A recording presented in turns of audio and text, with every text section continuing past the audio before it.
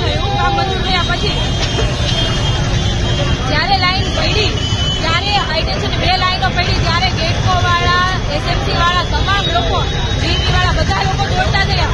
પરંતુ જે બીજી લાઈન હટાવવાની વાત કરીને ક્યાં હતા કે અમે તાત્કાલિક ધોરણે હટાવશું, એના પણ આજે 2 થી 3 મહિનાથી વધારે સમય રહી ગયો છે. છતાં પણ આ લાઈન હટાવવામાં નથી આવી. આ જે થાંભલા છે નીચે આ કેબલો એમને પડ્યા છે. લોકો એક્સિડન્ટમાં વારંવાર પડે છે, વારંવાર એક્સિડન્ટો થાય છે. તો એ બાબતે આજે અમે અધિકારીશ્રી, ગેટકોના અધિકારીશ્રીઓને બોલાવેલા. એમને અમે પૂછ્યું કે ક્યારે હટાવવાનું કામકાજ કરવાના. તો એમણે એવો જવાબ આપ્યો છે કે અત્યારે 11મા ધોરણની જે બોર્ડ 11 અને 12માની બોર્ડની એક્ઝામ આવે છે એટલે શટડાઉન જીઈબીમાંથી નથી મળી શકે. આપણે સમજીએ છીએ વધારે લોકો હેરાન થાય એવું ના કરી શકે, પરંતુ આ જે અત્યારે કેબલો છે એને તો તાત્કાલિક હટાવવા પડે એમ છે. કાલથી આ જે સ્કૂલ છે એ કેન્દ્ર છે, એમાં 11મા અને 12મા ધોરણ માટે એક્ઝામ આપવા માટે અલગ અલગ જગ્યાએથી વાલીઓ આવવાના છે. અહીંયા ટ્રાફિકનું એટલું ભારણ છે કે કન્ટિન્યુ જ્યારે સ્કૂલ છૂટવાનો સમય હોય, બપોરનો અને સાંજનો ખૂબ મોટા પ્રમાણમાં ટ્રાફિક થાય છે. આવી ટ્રાફિકની સમસ્યા હોવા છતાં ગેટકોવાળા એકદમ કાચવાની ગતિએ કામકાજ ચાલી રહ્યું છે. એ બાબતે અમે આજે અહીંયા બેઠા છીએ. ગેટકોના અધિકારીઓ અમને એમ કહેશે કે એટલી તારીખે આટલા વાગે હાઈટેન્શન લાઈન હટાવીશું, ત્યારે ઊભા થઈશું. અને બીજું, આજે જે આ કેબલો છે ને ત્યાં સુધી અમે, હું, મારા સાથી નગરસેવક શોભનાબેન કેવડિયા, આમ આદમી પાર્ટીના વોર્ડ 16ના પ્રમુખ,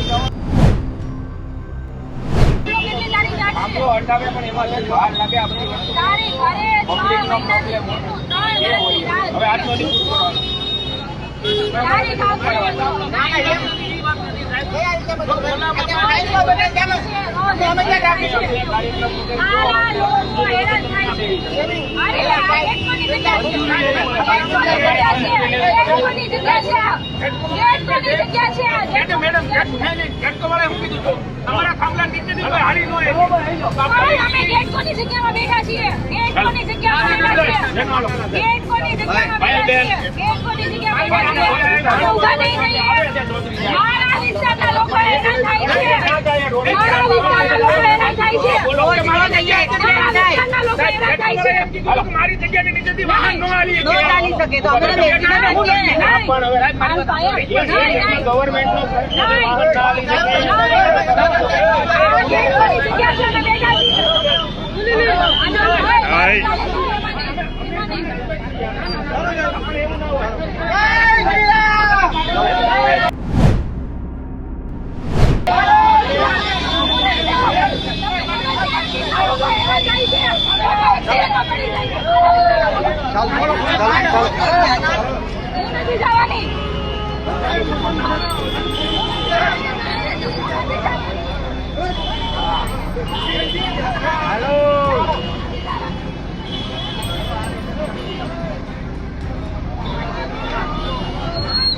હવે ચાલો ઉપર ના બીજા તો વાત નથી. અમે તમને તો અમારો વાત સાંભળો.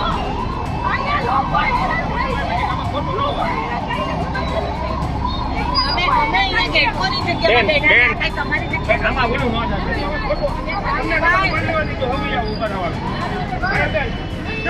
ભાઈ બે ચલો બીજા હા પણ ભાઈ બે હાલો બધા આપણે એક રહે નહીં. હાલો તમે ના ના ભાઈ બેન હવે ઉપાડી જાઓ. તમને કીધું ને મૂકી દીધું એમ. હવે ઉપાડી જવા આપણે એક થાય તો થાય. હાલો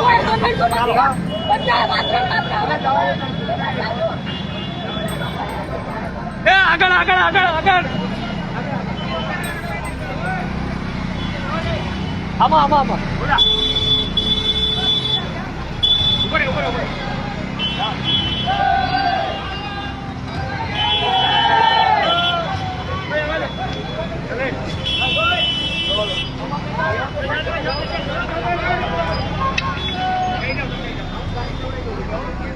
આ લઈ લેશે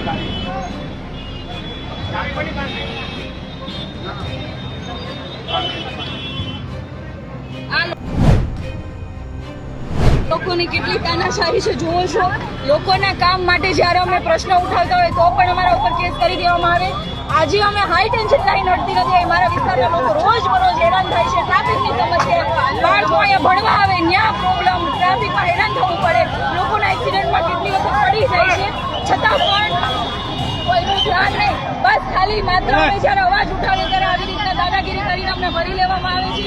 આ તાનાશાહી છે, લોકો માટેની સરકાર નથી. માત્ર ને માત્ર જે મોટા લોકો છે, પૈસાવાળા છે, એના માટેની સરકાર છે. તો અમે આ બાબતે લડતા હતા, લડીએ છીએ, હંમેશા લડતા રહીશું.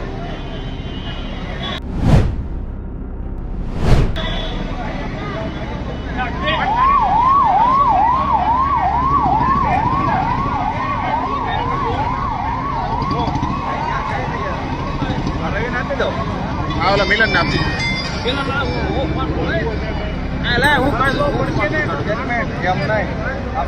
નમસ્કાર મિત્રો, હું વિપુલ સુવાડિયા, કોર્પોરેટર સુરત મહાનગરપાલિકા વોર્ડ નંબર 17. આજે વોર્ડ નંબર 16માં આજે હાઈટેન્શન લાઇનના જે થાંભલા છે એ ઘણા સમયથી એને કાઢવા માટેની મંજૂરી મળી ગઈ છે, છતાં આ નિંદ્રાધીન તંત્ર આ જે શું કહેવાય, આ જે આપણા દેશનું આ જે ખાતું ચાલે છે, સરકારી તંત્ર ચાલે છે, એ એટલું બેદરકાર ને આળસુ છે કે આ ઘણા સમયથી આ થાંભલાઓ કાઢવા માટેની મંજૂરી મળી ગઈ છે. હમણાં વચ્ચે થોડા સમય પહેલા 2 થાંભલા પડી પણ ગયા હતા. ભગવાનનો આપણે આભાર માનીએ કે કોઈને કઈ જાનહાનિ કે કઈ. આજરોજ પૂણા વિસ્તારની અંદર કારગિલ ચોકથી નાલંદા સ્કૂલ સુધી જે રસ્તા પર જે હાઈ ટેન્શન લાઇન હટાવવાની વાત છે, આમ જોવા જઈએ તો આખા વિસ્તારમાંથી કવર થતી આ લાઇન છે, જે વર્ષો પહેલા નખાણી હતી. 2006 થી લઈને અત્યારે 2024 ચાલે છે. તો આ હાઈ ટેન્શન લાઇન ઘણા વર્ષોથી બંધ હાલતમાં હતી. આ હટાવવા માટે સ્થાનિકોની, સોસાયટીના પ્રમુખોની, આગેવાનોની, તમામ લોકોએ ખૂબ મહેનત કરી, ખૂબ પત્રો લખ્યા, અમારા ઉપર વિશ્વાસ મૂકીને અમને જીતાડ્યા. ત્યાર પછી છેલ્લા 2.5 વર્ષથી અમે કન્ટિન્યુ હાઈ ટેન્શન લાઇન હટાવવા, ખાડી ઠીક કરાવવાના મુદ્દે અમે લડતા આવ્યા છીએ.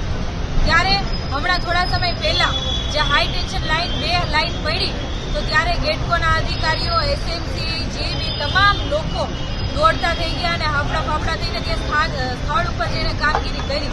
સવાલ એ છે કે વર્ષો જૂની બંધ હાઈ ટેન્શન લાઇન છે, જે કામ મંજૂર થઈ ગયું છે હટાવવાનું, છતાં પણ કયા કારણોસર હટાવવામાં નથી આવતી.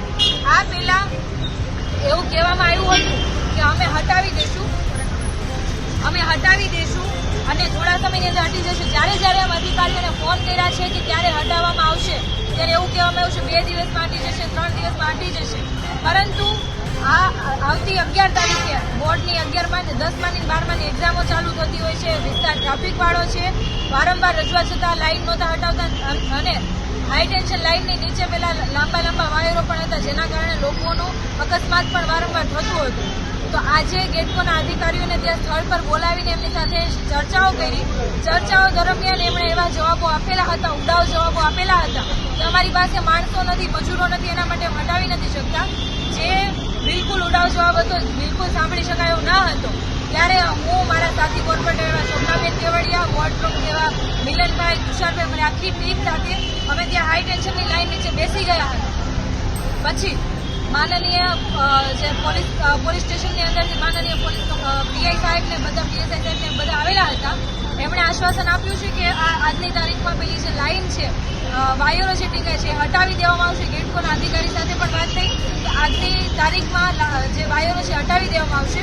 પરંતુ સાથે એમણે એવું કીધું છે કે અત્યારે 11 તારીખથી 10માની અને 12માની બોર્ડની એક્ઝામ ચાલુ થઈ છે ને, નાલંદા સ્કૂલ એટલે કે કેન્દ્ર છે, વિદ્યાર્થીઓને પરીક્ષા આપવાનું, જેના કારણે પાવર કટ થઈ શકે નહીં, શટડાઉન થઈ શકે નહીં.